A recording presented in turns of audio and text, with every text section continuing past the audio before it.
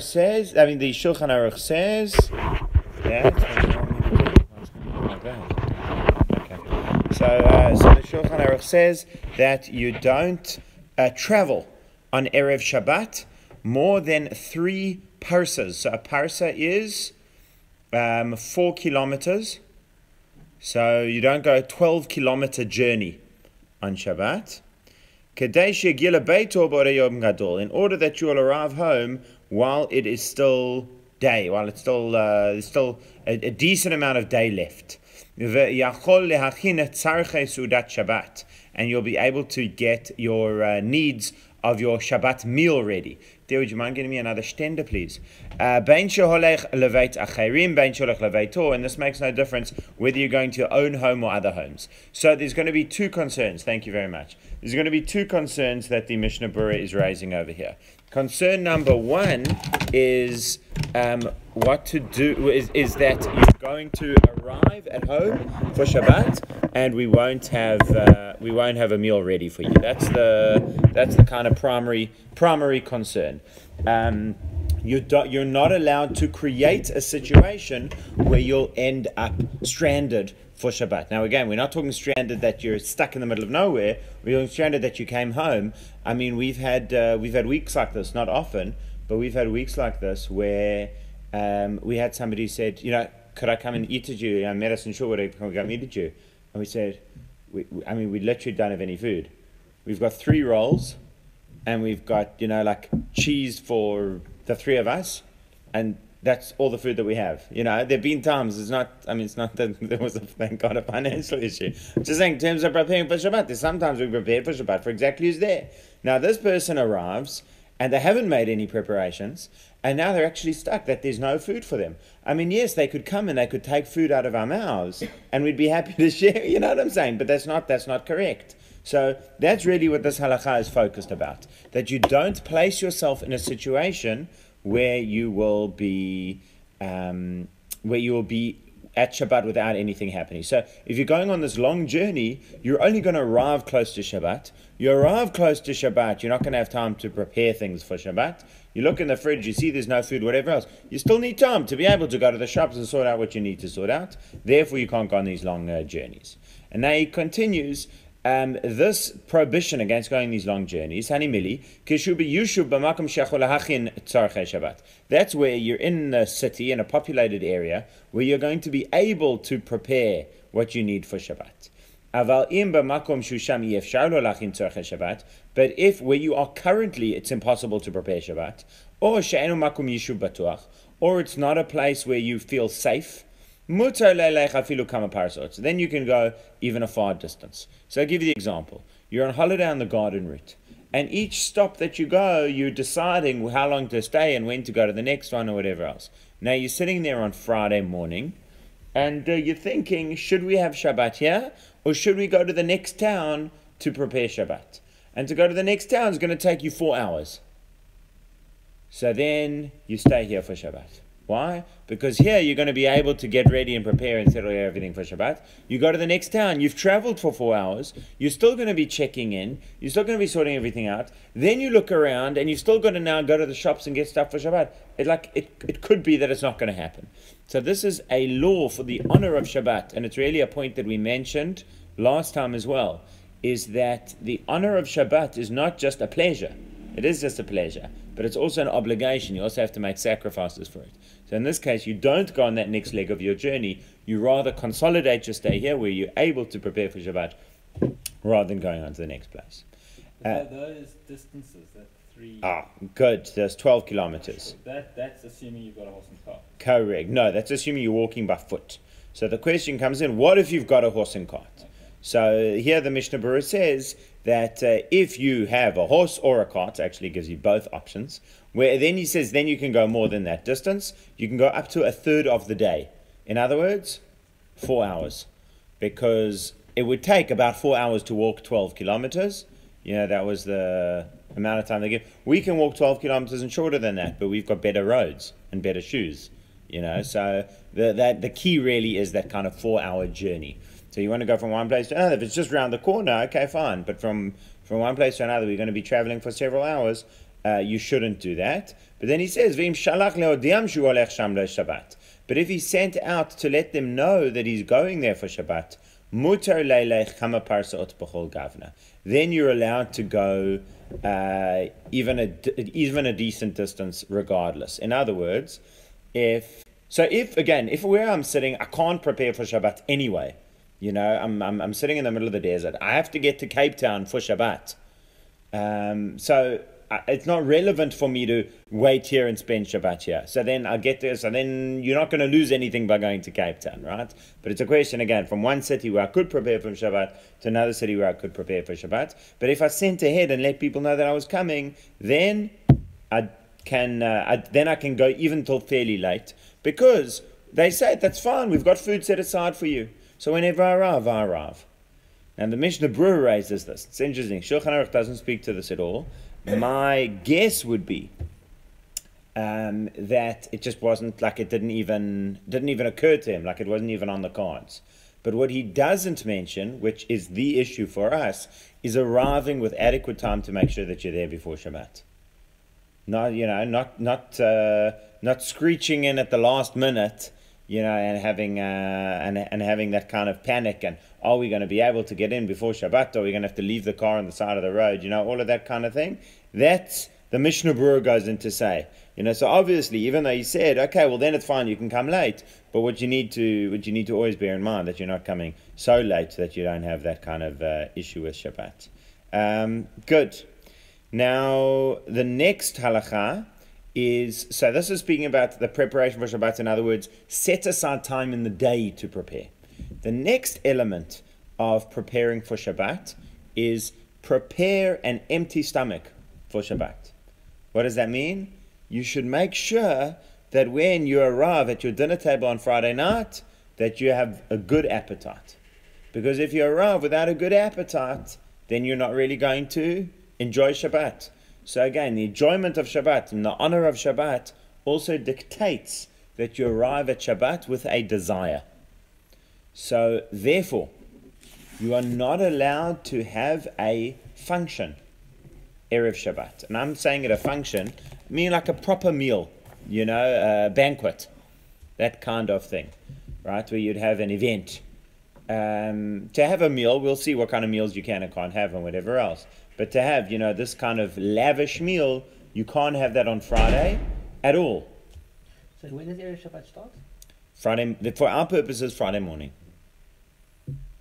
Yeah. So from Friday morning, you cannot have this kind of banquet or whatever else. So you're planning, fundraising event. You can have a bris though. And you want, good, we'll come to that in a second. Why can you have a bris? You haven't got a choice. Exactly. So that's the next point that he makes. The Ramah says that if this is a Sudat mitzvah, and this is the day of the mitzvah, then you can do it. So the examples that he gives is bris and pidyon haben. And what the Mishnah Brura is not sure about is pidyon haben is when a firstborn boy is born to a Yisrael and a Yisraelit. Both the mother and father are Yisraels, neither a Kohen or Levi. And it's the firstborn boy, and there wasn't like a late stage miscarriage or something before him. So then at 30 days, the father must bring this boy to the Kohen, and the Kohen will say, do you want me to take the boy, or do you want to pay me money to redeem him and you keep him? Take the boy. And the father says, I'll pay you money to redeem him and I keep him. And he gives him how much? Shekel. 5 times that amount. 5 shekels. Excellent. He gives him 5 shekels, and he takes away. There's a brocha, and there's a whole ceremony. I've just been preparing a Rav Moshe Feinstein teshuvot of what do you do with pidyon haben when it's a foundling, when it's a child that we don't actually know who his parents are. Do we then do pidyon haben? Don't we do pidyon haben? Or when the father isn't Jewish, we know the mother is, but the father isn't Jewish, do you do pidyon haben? So there's a whole section about that. But that would be a pidyon haben, would be another one. And then he says a sudat erusin. Erusin is the first stage of the marriage. Now we don't really do a sudat erusin. What would happen was he would give her the ring, then they would celebrate it, then a year later they would get married under the chuppah. Engagement party. No, so the Mishnah Brura is clear. This is not an engagement party. An engagement party is not a mitzvah meal. You want to have a catered engagement party. That's very nice, but that's not a mitzvah, and you don't get to do that on Friday. But a meal that celebrates the marriage when the marriage happens on Friday, so that, okay, you can do. He says, look, you should rather try schedule it otherwise, but we found the concept that you're allowed to get married even in times when it's not ideal, because we're worried that somebody else might chap this guy or this girl. In other words, do the wedding when you can, when you're in love with one another and everything's working out. Go ahead, because otherwise you might lose it. So that's permission to do that. But basically, so on a Friday you can do a bris. I stand to be corrected, but I think the Saban brises were on Friday. It's just what came to my mind. We were there on a Sunday. Was it a Sunday? Not a Friday. But I've definitely been to brises on Friday. And you wash, you have bread and you can wash and the whole thing. Now, what if it's not the 8th day? In other words, the baby was a bit jaundiced or whatever else. So now, really, we would have liked to have done the bris on Wednesday. But the doctor says you can do the bris on Friday. So we do the bris on Friday. Can we have a proper meal? No. You actually can. Because that's now its time. In other words, the time for the bris, yes, 8 days is the best, but the time for the bris is the soonest that you can do the bris. No, but So once you miss the 8th day, the rush is over. that's not how the Mishnah Brura puts it. But that's how it is.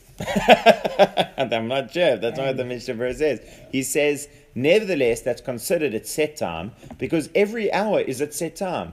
Because you are forbidden to leave him uncircumcised, even one day. It's a big rush. It's black and white. That's not how. It doesn't apply to Pedro Ben. Pedro Ben not on the 30th, it's not a fast rush. Pidyon Ben, you do it on the 30th. You do it on the 30th, but Pidyon Ben is like one of the lesser known mitzvot. It's not, it's not like, it's done on a Sunday, it's not, Look, I don't know. We don't have, it seems that there's almost never a Pidyon Ben. Did you guys have a Pidyon Ben? No, because it was. I had one. It has to be a natural birth. Yes, that's right. It has to be a natural birth, not a Caesar. Exactly. You had a Pidyon 2 Ben. days before my bar The mitzvah. Ziv twins. Interesting. The Ziv twins. Ziv twins had a Pidyon Ben. But wait, they're John not. Ziv's children. Yeah, but Michal's older. And Adina. Yes. Why did they do that? So they shouldn't have had a Pidyon Ben. Maybe that's something else. Maybe it was a bris. No, I'm just They had a teasing you. bris, Yeah. They could have had a opinion of it. No, they couldn't have had a Pidyon Ben. It's only for the Something firstborn. going on.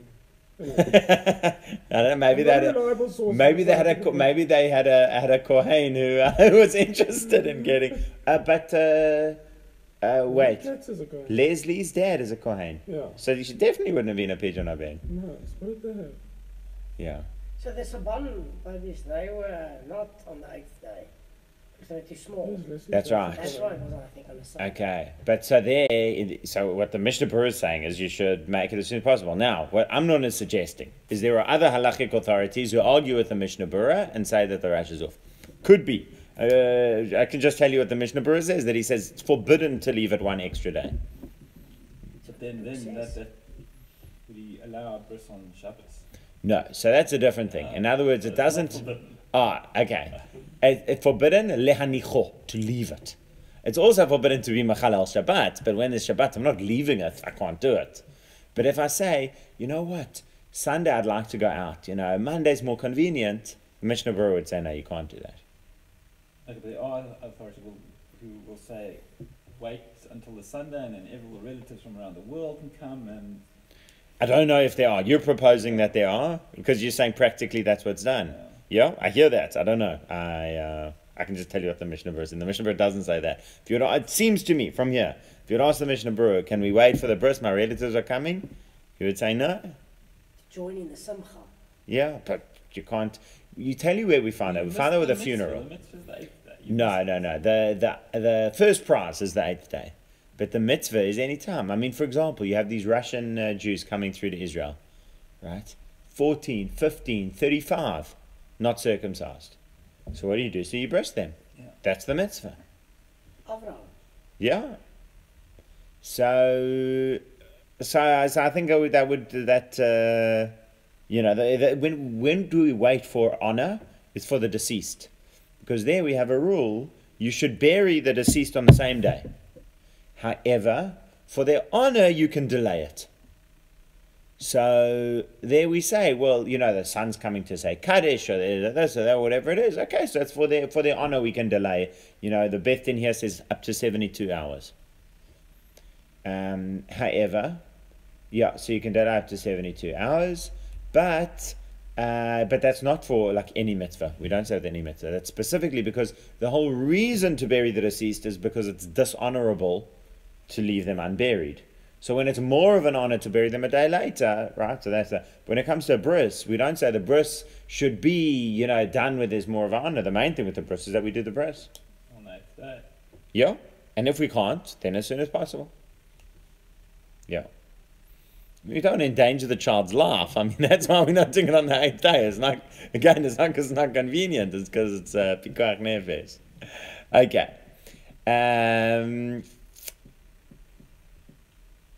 And he says the same thing with Pidyon Ben, by the way. Even though Pidyon Ben is often done much later. I mean, you give your example. So I've got a case. I'll tell you more details afterwards. But I had a case where I did a Pidyon Ben at a chuppah. Not under the chuppah, but about 10 minutes before the chuppah. I got the firstborn, I got the kohen, I got them together. Yeah, did the coins, the whole thing, the bracha, did a Pidyon Ben. So that was someone in the mid-20s. So because a lot of the time it is forgotten. But on that day, so you can make that a Sudat mitzvah also. But not an engagement party. Because an engagement is not a thing. An engagement is not a thing halachically.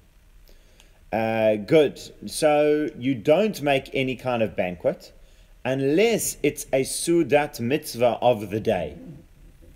What he doesn't mention would be a bar bat mitzvah. Let's say you got a bar bat mitzvah. Child turns 12 or 13 on Friday. So you want to have a special breakfast to celebrate it. That is considered a Sudat mitzvah. So could you have that? Yes. It would seem relevant to say so. I would like confirmation, but it would seem relevant to say so. Siyum, I guess the question there would be, don't plan the siyum for Friday. So you were saying like a siyum there, you can kind of plan it. Yeah, but if it's just, we're learning, turns out we finished it today, maybe. Good points. Okay, now he says, what about just eating or drinking? So he says, just like regular food. What about regular eating, regular meals over the course of Friday? He says that's absolutely fine. You're allowed to have regular meals over the course of the day. However, it is a mitzvah to not have a proper meal from 9 hours onwards. Now, we always talk about halachic hours, and I always convert it into a perfect 12-hour day, 6 to 6. So we're talking 3 p.m. So it's going to be in the ballpark of 3 p.m. You shouldn't be having a big lunch or like even a normal lunch. You shouldn't be having lunch from 3 p.m. Erev Shabbat. Not that you're not allowed to. Somebody asks, are you allowed to? Yes, you're allowed to. Mutar lahatchil min adin. It's permissible to begin such a meal according to halacha. But it's a mitzvah not to start such a meal, afterwards. And he says that there are holy people who will fast every Erev Shabbat. And the idea is that you now enter Shabbat super hungry, exactly. Really with a desire for Shabbat. Now, I can just say, and the Mishna Brura mentions this as well, from personal experience, I feel this is for me is counterproductive. I mean, I had to fast on Friday a couple of weeks ago, right? And it was not so lekker. You come to Shul Erev Shabbat and you are thirsty and hungry and tired, and it's like you just don't enter Shabbat with that kind of desire.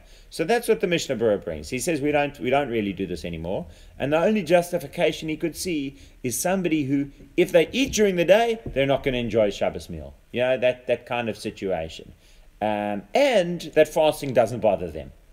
If you're talking about such a person, okay, then maybe. But in other words, we're dealing with a specific physiology. This is not like something that's advisable for everyone. But why is Monday and Thursday fast days, not Friday? It just would be perfect. Why Monday and Thursday fast days? Because those are days of heavenly compassion. That's why we have the long tachanun and read the Torah and that kind of thing. But Rabbi, isn't it that time they only ate 2 meals? That's the whole waiting period also. Between Shuda and Suda. Yes, I mean, Now we eat yes and no. Yeah, plenty. yeah. We We're certainly always hungry. we certainly eat more than people have ever eaten before. Yeah. That there's no question. And we eat recreationally as well. You know. Fun. Yeah. Okay. Now he says, what if? Here's an interesting one. If you are fasting Erev Shabbat, and there are a number of reasons why we could be fasting Erev Shabbat, but let's give our example. The Torah fell, so you're fasting Erev Shabbat. When does that fast end? Now I'll give you two options. Option number one is it ends when there's 3 stars. It ends when you are certain that it is now the next day. Option number 2, it ends when shul finishes. Because when you walk out of shul, Erev Shabbat, when you walk out of shul on Friday night, it's Shabbat. Very practical example. This is happening in summer. We're fasting Friday afternoon. We walk out of shul at 8 o'clock. Sun sets like only 8:30, or certainly Shabbos is only out like 8:30. So I arrive. I want to know: can I make kiddush now? Must I wait for the time to be played out? So they bring both opinions basically, and they also bring 2 kinds of fasts. You have the kind of personal fast that we've spoken about. I am fasting Erev Shabbat in order to, for whatever reason, it's my own personal decision. And you have communal fasts. So, for example, there's one of the communal fasts which can fall out Erev Shabbat. 10th of Tevet. 10th of Tevet, which is in December time, can be Erev Shabbat. So, why that is a whole nother discussion, but I remember at B'nai Akiva camp the one year, that's what happened. 10th of Tevet, and it was long. It was long, and you're around with the kids the whole day and everything else. 10th of Tevet's always a hard down. B'nai Akiva camp has a madrech, and it's in the middle of summer, and it's long, and you go into Shabbos, and now the question is, do you now have to wait? So the ruling that they come out with, the Ramah and the Mishna Brura, is basically they say, for a personal fast, you can end it when you leave shul. For a communal fast, wait for 3 stars. But is there not some overriding thing about you can't fast on Shabbat from Yom Kippur? Good. So there's 2 answers to that. The first answer is, the whole basis of the problem is that we're not sure when Shabbat begins and when the fast ends. That's the whole thing. But if you bring Shabbat in, I brought Shabbat in, that is Shabbat. but it also is still Friday. So the best way, if you're doing, and the Mishnah Brura points this out as well, the best way if you're doing a voluntary fast, now the way voluntary fasts work is you commit to yourself at Mincha. Now it's interesting, it's always interesting to see what the art scroll includes as part of the service and what they leave out. So one of the things they included as part of the service is declaring a fast at Mincha, or accepting a fast at Mincha. Now you'll see at Mincha, at the end of the Amidah, they've got the formula to say if you're accepting a fast. I don't know how many people are fasting and how, that they feel that's... one thing they left out is the mini Amidah. The Gemara gives us a mini version of Amidah. I think it's in the Singer Siddur. Right? So they give the mini Amidah. Ashkol doesn't have the mini Amidah, but they have accepting a fast. So you can see how they believe Judaism should be practiced. That there's more cause for accepting a fast than a mini Amidah. I would imagine for most people, they have more situations in their life that are conducive to a mini Amidah than to accepting a fast. But there's that formula that you say. And the Mishnah Brura says, so ideally, if you're accepting a fast for Erev Shabbat, Thursday afternoon, you should specify until the end of Ma'ariv tomorrow night. Once until I've davened Ma'ariv tomorrow night, and once you said that, then you're covered. But there isn't always a problem with fasting on Shabbat, and we see this especially with the next point that he makes, with fasting for a dream. And we spoke about that a little bit already. That, in fact, we had it in the last section of Shulchan Aruch, that the Gemara says a fast for a bad dream is like a straw on the fire. A fast just destroys the bad dream. Now, you could understand that psychologically, I feel expiated, I feel cleansed from my bad dream. Or you could understand it mystically, that the bad dream was a portent of something bad, and the fast burns away all the badness. That's how the Mishnah Brura understands it here. The Mishnah Brura understands the fast burns away the sadness, and therefore he burns away the badness, and therefore he says, if you're fasting for a dream Erev Shabbat, then even though that's only a personal fast, whatever else, then you should wait until 3 stars, because the whole power of the fast is to burn away the badness, and if you end your fast early, maybe you haven't completely counteracted this evil in your life. So therefore, you should complete the fast so that then you know it's you've definitely done your job. That's how he puts it. So that's a very interesting one. Good. That's chapter number 249. Chapter number 250 is, So yes. Their opinion is that there's some kind of property of a dream Yes, that you'd starve out. that's right. Now again, is it the property of the dream? Does the dream bring it, or does the dream alert you to it? I don't know. But there's something going on.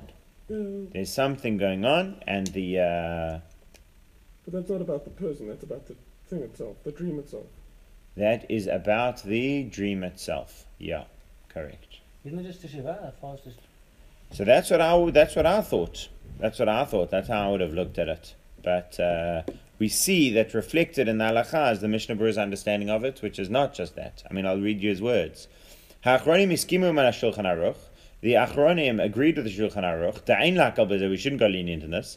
Dekevan shu mibnei hasakana. This is a reaction to danger. Levatel uleva'er chalom ra. To negate and destroy an evil dream. Shema lo yoyel levat lo im lo yashlim. Perhaps it won't help to negate it if he doesn't finish it at a laila all the way through to the night. Yes. Yep. What does the Rambam say? That is a great question. Let's see if we can find something. You just Google Rambam dreams fast. We can look up the reference. Okay. Rabbi, what's the mini Amidah? The mini Amidah is it is what it sounds like. You know, the idea is Why that, would you do a mini Amidah? why would you do a mini Amidah? You're driving to Shul from Chin and Associates, and there's an accident on the highway, and you're now almost stuck there. You can't move. You're not going to get to Shul. The sun is setting. Pray in the car. So you pray in the car. What you do, the whole Amidah. And you get through half of it before there's now a big enough gap that people are hooting and da da da da da da da da. So the halachic answer is that there's this institution called the mini Amidah that was created for such a situation. That you say that short Amidah because practically that's all you can do. But it's not in the art scrolls, is it? Indeed, It's in the thing, you can see it. that was my. It's in the Gemara. It's in the car. It's in the Gemara. Is it in It's not in the the? art scroll. Yeah. I don't know if it's in the Koran. I don't know. I can take a look. I don't think so, actually. I'll Google it. Great. I don't know if they call it the mini Amidah, you know, but that's my phrase. But that's the idea. That's what it is. Chapter 250, preparing meals for Shabbat. Person should wake up early in the morning on Friday to prepare food for Shabbat. In other words, on Friday, you got a mission. You got to make sure you're ready for Shabbos. Don't just sleep in on Friday. Oh, you should be doing it on Thursday. Yes. If you don't have the time. Now here's another one that's very practical for South Africans. Even if you have several servants to serve you, you should put in effort to prepare of your own accord something for the needs of Shabbat in order to honor it. Because, and he quotes all the examples from the Gemara, and it's interesting, both the Rambam and the Shulchan Aruch quote all these examples from the Gemara, which they don't always do. You know, normally they're just telling us the principles. But he says, Rav Chisda would chop up the vegetables very finely. Rabba and Rav Yosef would chop the wood. Rabbi Zaira lit the fire. Rav Nachman would clean the house and set everything up and pack away everything from the week. And from them, every person should learn and should not say, I will not injure my dignity, because this is his dignity that he is honoring Shabbat. And then the Ramor says you should sharpen your knife on Erev Shabbat, because this is also part of the honor of Shabbat, that you're preparing yourself to eat. I guess they had these kind of knives that you wouldn't really be able to eat your supper unless you sharpened it properly. So that's the idea. Then he says that you should increase in meat, wine, and delicious foods in accordance to your ability. And the Mishnah Brura says, take a look earlier, chapter 242, where I explained it. And we saw in chapter 242 that he says, when it says meat and wine, it just means delicious things. You know, whatever you most prefer. If it's whiskey and hummus, then that's what it is. It's not a mitzvah specifically. And we've had, I think we mentioned it then, but we've had times that we had a shul dinner or whatever else, and the question was, can we have a vegetarian shul dinner? And there were always 2, 3, 4 guys who were up in arms and saying, how can you do that? It's not kavod Shabbat. On Shabbat you have to have meat in it. So I never understood that claim, because you certainly don't. Again, if that's the only thing that you enjoy, so then for you should. But to say for a community it's wrong, to do that, it's not. Okay. Now the Mishnah Brura points out that this idea of preparing for Shabbat on Erev Shabbat comes from where? From gathering the manna in the desert. That was when they used to get that double portion, and so that's what's happening here. And now you ask an interesting question: what if the market for Shabbat foods is before davening time? So normally we say you shouldn't do any business before davening. But your market for foods this is the only way you're going to be able to get your nicest foods for Shabbat. So what should you do? He says, so then you go to the market and daven afterwards. Because this is also for Hashem. This is also a mitzvah. This is not setting up a meeting with your business partner to strategize. This is honoring Hashem's Shabbat. Now, if you've got a choice of doing your Shabbat shopping on Thursday or Friday, what's better? Friday morning. Why? That's what we learned. Yes, and we saw it's also got the comparison to the manna. But the Mishnah Brura brings in another reason why Friday is better, is because then it's clear that you are doing it for Shabbat. If I walk through the shops on a Thursday or a Wednesday or a Tuesday, it's true I'm doing my Shabbat shopping, but who knows that I'm doing my Shabbat shopping? If all the Jews are in the shops on Friday morning and there's this Shabbos feeling in the air, right? That's the honor of Shabbat. That's the point that he's making. Where everybody's getting ready and getting involved in Shabbat. That's quite clear there. So going to the market before davening. Yes. If the only davening you could do was a minyan at that particular time, could you go to the market instead of a minyan?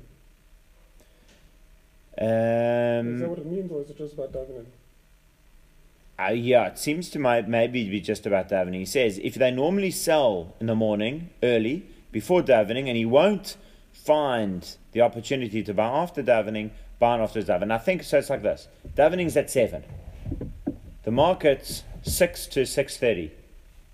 So I could plan to wake up at 6:30 and go to davening first, like I always do. Yeah. And then I'm not going to be able to get. Or I could wake up early, and then normally I'm not allowed to do anything. Normally I got to sit on my hands, right, or learn Torah or something. So now I can go there even though I'm going before davening. Yeah. Okay. Now the next one is. The Mishnah Brura adds in, look, obviously we're talking about things that require a lot of time and a lot of preparation, so then do it on Thursday. Or if you're living in a place where winter days are very short, so then also do it on Thursday. So he's not being impractical here. But here's an interesting one, and again, it's interesting to me that this is brought in the Mishnah Brura in the Halacha. Every time you buy something for Shabbat, you should say with your mouth, Zehu lichvod Shabbat. This is for the honor of Shabbat. Why? Because speech affects holiness very much. Okay, so it's like quite a kind of Kabbalistic approach that you should say these words over buying it, and that will make it more holy. Does that mean you have to eat it on Shabbat?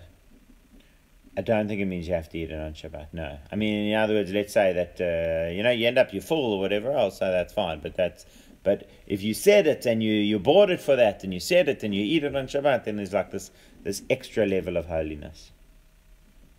Then he quotes the famous argument between Shammai and Hillel, that Shammai would do as follows.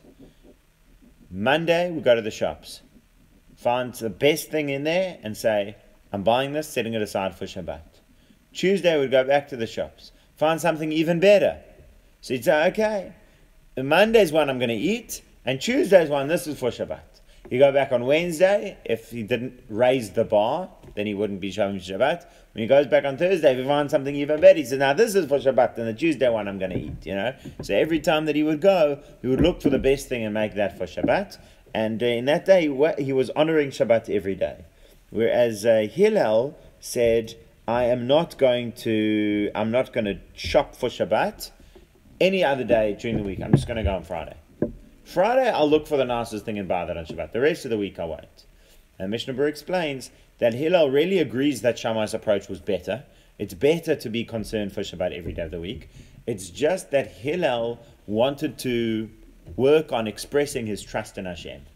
And he didn't want to, worry that maybe now they'll be saying Nas and maybe they won't, and maybe tomorrow they will. He wanted to rely on Hashem, that Hashem will give him what he needs on Friday.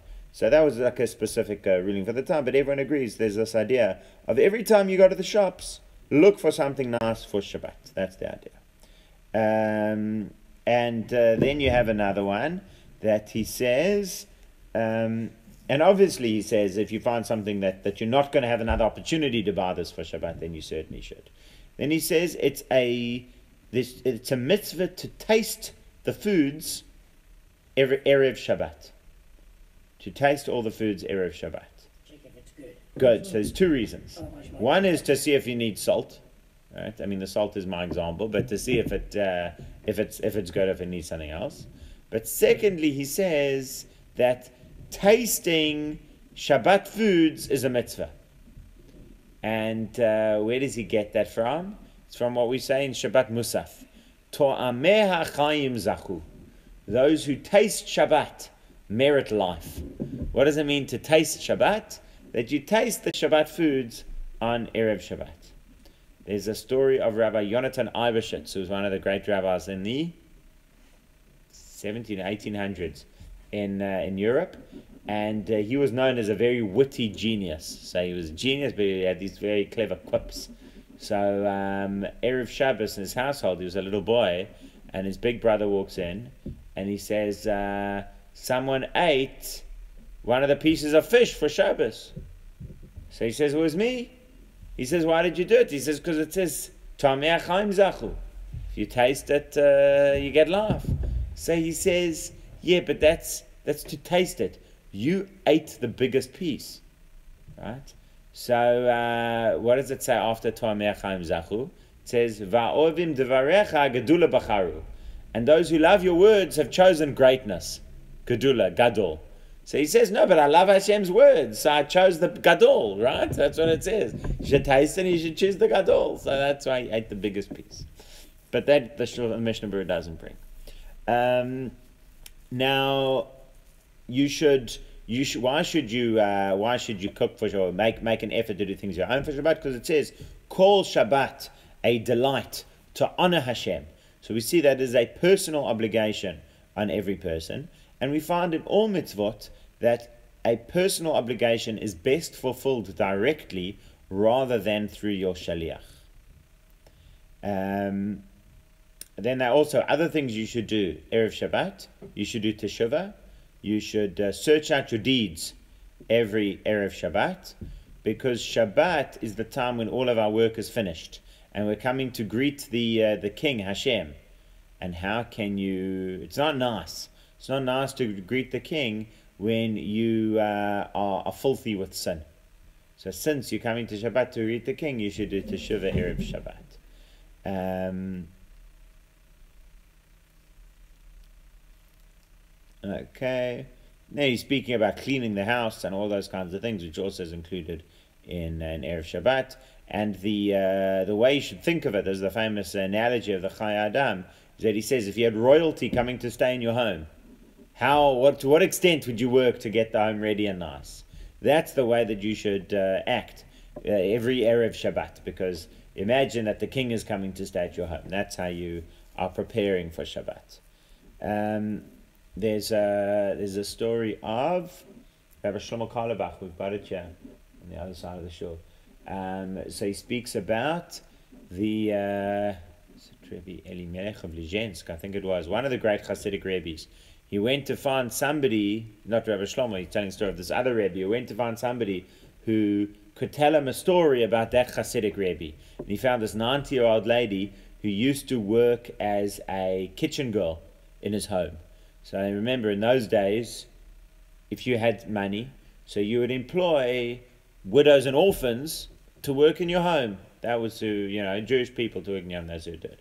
So she says, I was working in the home for the Hasidic Rebbe, and, there were tens or hundreds of people who would come to Erev Shabbat. It was a big operation. And there were a number of us working in the kitchen, and we weren't always so nice to each other.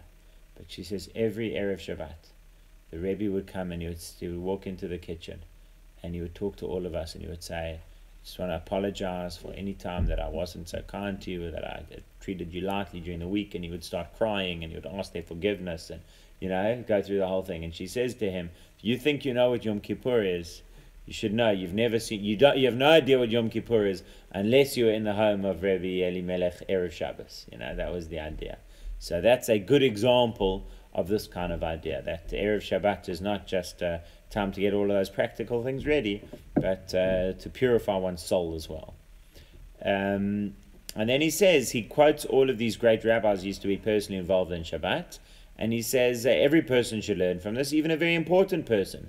And again, especially when the days are short, and certainly when you can see that it's already getting close to Shabbat, so then you need to make sure that you are that everything's going to be ready, because now there's an additional concern that if you don't do it, it might actually not get ready. So that you need to look at as well. And he says, I've seen great Torah scholars that they would sweep the house themselves when it was winter, in order that nobody would end up sweeping on Shabbat. And he says again, this is an absolute obligation, because this is not just a case of it's better to do it yourself rather than get someone else to do it. This is a case where you need to make sure that Shabbat is not violated in your home. And then he says, sharpening the knife brings shalom by it. Why? Wife will be angry. Wife's not sharp. The knife's not sharp. Yeah, so that's what he says. He says, then, you're sitting and you're trying to cut the meat, you're trying to cut the chicken, and you can't cut the chicken, and you're blaming her, and she's blaming you. He says, I would take that as almost a metaphor, but as an example for all other cases. You've got to think about how can we make sure we have proper shalom bayit. Okay. Good, that's chapter 250. That's actually where I planned for us to get up to, but we're doing well, we still got time, so let's go further. Chapter 251, don't do malacha on Erev Shabbat from mincha time onwards. So the Shulchan Aruch says, somebody does malacha on Erev Shabbat from mincha time onwards, he will not see bracha from that. In other words, it's not forbidden, it's discouraged. You got two options. You're running a shop. You could close your shop mincha time, or you could keep going. So he says, you're not going to see bracha if you keep going. So what's the difference? You might as well close it up. Yes. Which mincha time? Good. Our mincha or the book's mincha? Yesh mafarshim mincha gedola, v'yesh mafarshim mincha katana. Some say the earlier mincha, and some say the later mincha. I'm going with the later. You haven't seen what the Mishna Brura says yet. And he says, this is speaking about when you set yourself to do melacha. In other words, when you're setting your opening and closing hours, you should bear in mind that I should stop mincha Erev Shabbos. But if I'm doing it as a haphazard thing, as a once-off, then that's absolutely fine. Therefore, you're allowed to, for example, write a social letter or other things like that, Erev Shabbat, because that's, that's not a regular thing.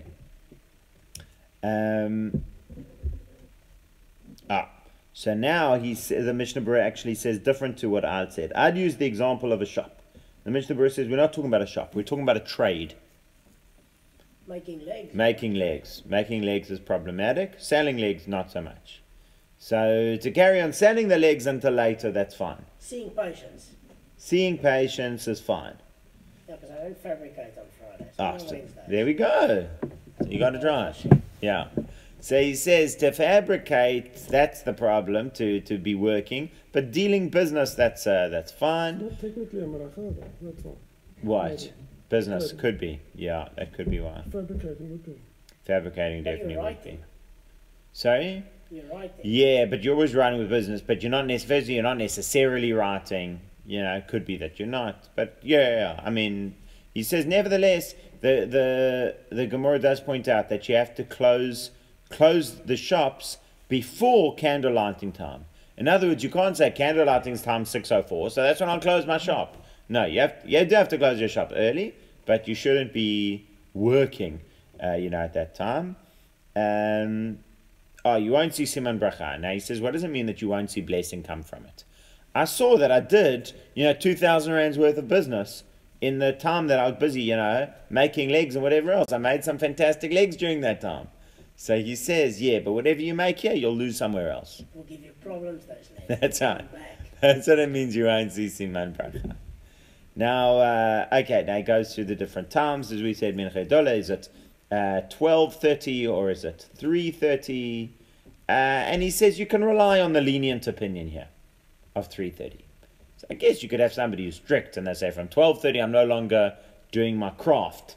But certainly 3:30 you could rely on. And once we're saying 3:30, okay, it's no longer so onerous, I think. And again, this depends on summer, winter, right? So winter obviously it's earlier, summer it's later. But this is all when you're doing your own work.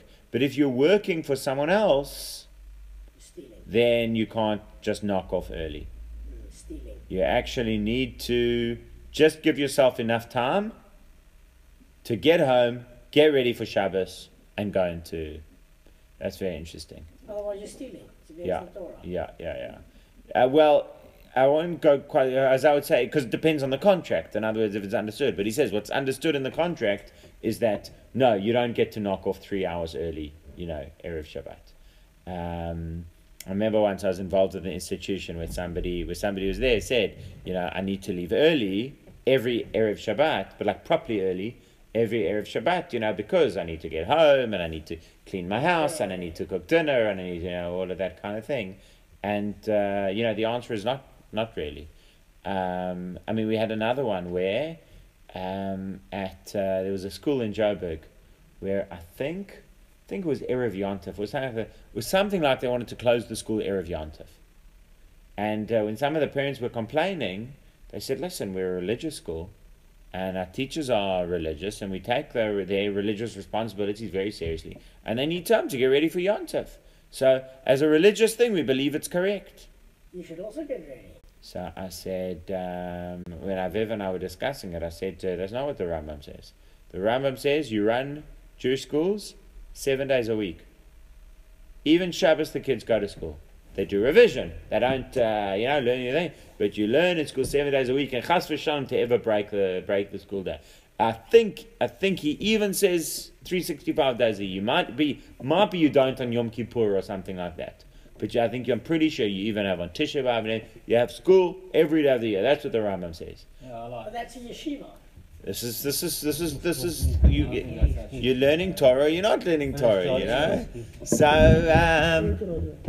lot of our schools, Yom Tov close early.